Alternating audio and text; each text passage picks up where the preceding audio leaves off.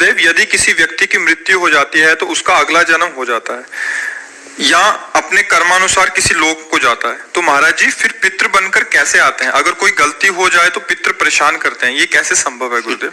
आप ये समझो, आप पितृ नाम दो, भूत नाम दो, कुछ भी नाम दो, अभी जो इनको बताया वो कर्म ही होता है, हमारा कर्म ही होता है। कोई हमको परेशान नहीं कर सकता, कोई देवता, कोई भूत, कोई प्रेत, कोई पितर, ये बात गांठ बांध लो, कोई तांत्रिक, कोई सिद्ध। यदि मेरा कर्म गलत नहीं है तो विश्व ब्रह्मांड में किसी की ताकत नहीं है कि वो हमको दंड दे सके, क्योंकि सबका शासन करता भगवान है, ईश्वर है। अगर कोई अपने तप का प्रभाव भी करना चाहे, मतलब तपस्वी है, तो बीच में आके खड़ा हो जाएगा। बिल्कुल वो भजन नहीं करता, पर वो निष्पाप है, उसने अपराध नहीं किए, तो किसी न किसी रूप में भगवान आके खड़े हो जाएंगे, उसकी रक्षा कर लेंगे। इसीलिए उनका एक नाम है ईश्वर। संपूर्ण जीवों का शासन उनके हाथ में और सब जगह विराजमान है। यार मैंने तो भगवान को पुकारा ही नहीं, लेकिन मेरा सब काम बन गया। ऐसा फंस रहा था, ऐसा गिरने वाला था कि मर जाते, ये लोग फंसा लेते। ऐसा कौन बचाया? तुम्हारे अच्छे कर्म, तुम्हारे अच्छे कर्म है, बुरे कर्म नहीं। मैं तो फूंक फूंक कर पैर धर रहा हूं, जब से मुझे होश से कोई गलती नहीं हुई हमसे। हमारी दुर्दशा लोग कर रहे हैं, हमारी दुर्दशा इससे हो रही, उससे, कोई दूसरा नहीं है। बोले तुम्हारे कोई चक्कर है, ऊपरी चक्कर है, लोग ऐसे कहते हैं। वो अरे ऊपरी और भीतरी, केवल तुम्हारे कर्म का चक्कर है, दूसरा कोई नहीं है।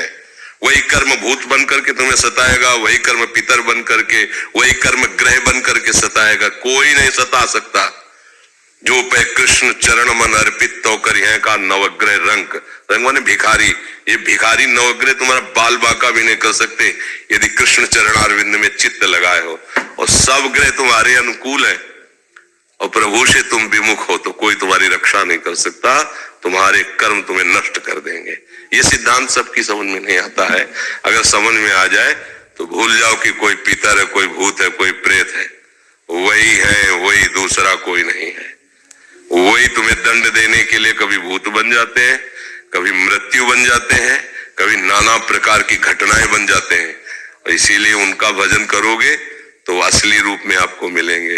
प्रेमानंद स्वरूप, महान सौंदर्य समुद्र, करुणा समुद्र। वही नहीं कहते जो विमुख है, अधर्माचरण करता है, उसके लिए मैं काल रूप भयंकर हूं। भगवान ही कह रहे, मैं उसके लिए भयंकर रूप हूं।